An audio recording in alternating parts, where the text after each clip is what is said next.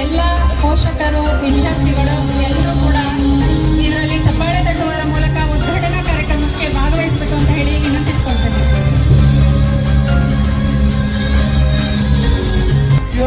ಆ ಮಾಸ್ಟರ್ಗಳು ಮತ್ತೆ ಸಂಬಂಧಪಟ್ಟಂತ ಈ ಶಾಲೆಯ ಎಲ್ಲ SDMC ಅವ್ರಿಗೂ ಅನುಕೂಲ ಆಯ್ತದೆ. ಸುಮ್ಮನೆ ಓದು ಓದು ಓದು ಓದು ಅಂದ್ರೆ ಆಗಲ್ಲ. ಅದಾದ್ಮೇಲೆ ನಮ್ಮ ಅಕ್ತಿರು ಟಿವಿ ಹಾಕೊಂಡು ಓದಿಸ್ಬೇಡಿ, ಟಿವಿ ಆಫ್ ಮಾಡಿ ಓದಿಸಿ, ಮೊಬೈಲ್ ಕೊಟ್ಟು ಊಟ ಮಾಡ್ಸೋದು ಪಾಠ ಮಾಡ್ತಾ ಇದ್ದೀರಿ ಚಿಕ್ಕ ಮಕ್ಕಳಲ್ಲಿ. ಮುಂದೆ ನಿಮ್ಮ ಮಕ್ಕಳ ಕತೆ ಏನಾಯ್ತದೆ ಅಂತ ಅರ್ಥ ಮಾಡ್ಕೊಳ್ಳಿ. ಮೊಬೈಲ್ ಬಗ್ಗೆ ತುಂಬಾ ಕಡೆ ಹೇಳಿದ್ದೀನಿ, ಅದ್ರ ಬಗ್ಗೆ ಅರಿವಿರ್ಲಿ. ನೆನ್ನೆ ಒಂದು ಟಿವಿ ನ್ಯೂಸ್ ಅಲ್ಲಿ ನೋಡಿದೆ, ಬೆಳಗಾಂ ಸೈಡ್ ಅಲ್ಲಿ 20 ಹಳ್ಳಿ ಒಂದು ಪಂಚಾಯತಿ ಒಳಗಡೆ ಸಂಪೂರ್ಣವಾದ ಆಂಡ್ರಾಯ್ಡ್ ಫೋನ್, ಐಫೋನ್ ಎಲ್ಲ ಕಂಪ್ಲೀಟ್ ಬಂದ್ ಮಾಡವ್ರೆ. ಕೀಪ್ಯಾಡ್ ಬಿಟ್ಟು ಬೇರೆ ಫೋನ್ ಯೂಸ್ ಮಾಡಂಗಿಲ್ಲ, ಅದು ಹೆಣ್ಣು ಮಕ್ಕಳು ಫೋನ್ ಇಟ್ಕೊಳಂಗಿಲ್ಲ. ಇದು ಅರ್ಥ ಮಾಡ್ಕೊಂಡ್ರೆ ಯಾಕೆ ಅಂತ, ಇವತ್ತೇನಾದ್ರು ಮಕ್ಕಳು, ನಾನು ಒಂದು ವರ್ಷದಲ್ಲಿ ಕಮ್ಮಿ ಅಂದ್ರೆ 150-200 ನ್ಯಾಯ ಮಾಡ್ತೀನಿ ಹೆಣ್ಮಕ್ಳದ.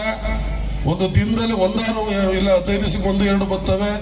9ನೇ ಕ್ಲಾಸ್ 10ನೇ ಕ್ಲಾಸ್ಗೆ ಓಡ್ ಬಂದು ಮದುವೆ ಆಗಿರೋವು, ಮನೆ ಬಿಟ್ಟು ನಾವು ಮನೆ ಕಳಿಸ್ತಾ ಇರೋ ವ್ಯವಸ್ಥೆ ಮಾಡ್ತಾ ಇದೀವಿ. ಖಂಡಿತವಾಗ್ಲೂ ನಿಮ್ಮ ಮಕ್ಳ ಕೈಲಿ ಮೊಬೈಲ್ ಕೊಟ್ಟು ನನ್ನ ಮಗ ಬಂಗಾರದಾಗ ಅದೇ ಅಂತ ಯೋಚನೆ ಮಾಡಬೇಡಿ.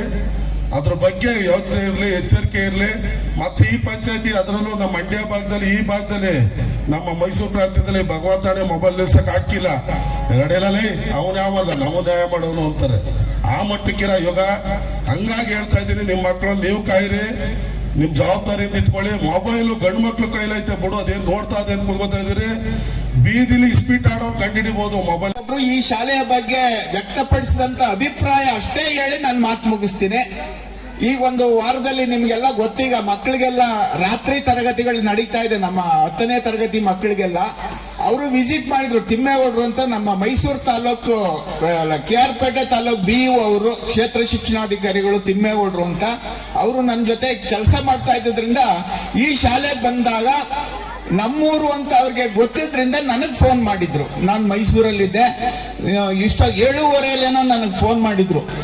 ಸರ್, ನಿಮ್ಮ ಊರಿಗೆ ಬಂದಿದ್ದೆ, ನಿಮ್ಮ ಶಾಲೆಯಲ್ಲಿ ರಾತ್ರಿ ತರಗತಿಗಳು ನಡೀತಾ ಇದೆಯಂತ ನೋಡೋಣ ಅಂತ ಬಂದಿದೆ ಸರ್.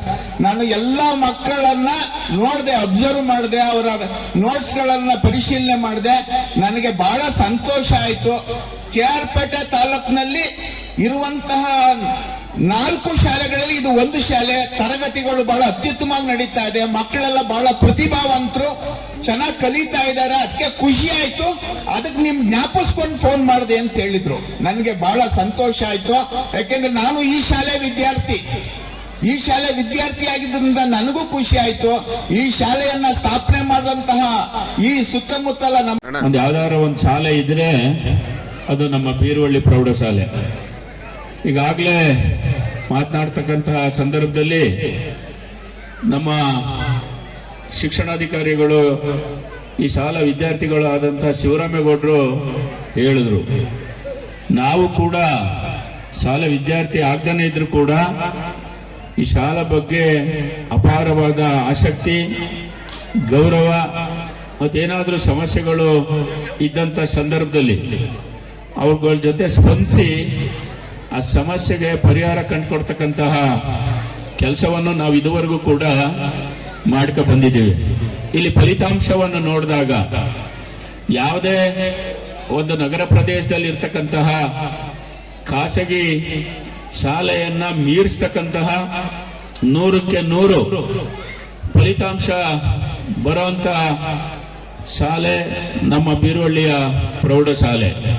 ಇಲ್ಲಿ ಆಡಳಿತ ವರ್ಗದವರಾಗಿರ್ಲಿ, ಶಿಕ್ಷಕ ವೃಂದದವರಾಗಿರ್ಲಿ, ಪೋಷಕರಾಗಿರ್ಲಿ, ಅಷ್ಟೇ ಒಂದು ಶಿಸ್ತಿನಿಂದ ಎಲ್ಲರೂ ಸಾಮರಸ್ಯದಿಂದ ಶಿಕ್ಷಣವನ್ನ ಮೇಲ್ಪಂಕ್ತಿಗೆ ತರಬೇಕಾದ್ರೆ ಮೂಲಭೂತವಾಗಿ ನಾವು ಯಾವ್ಯಾವ ರೀತಿಯ ಕಾರ್ಯಕ್ರಮಗಳನ್ನ ಹಾಕಬೇಕು, ಯಾವ ರೀತಿಯ ಪ್ರೋತ್ಸಾಹವನ್ನು ಕೊಡಬೇಕು, ಫಲಿತಾಂಶ ಉತ್ತಮ ರೀತಿ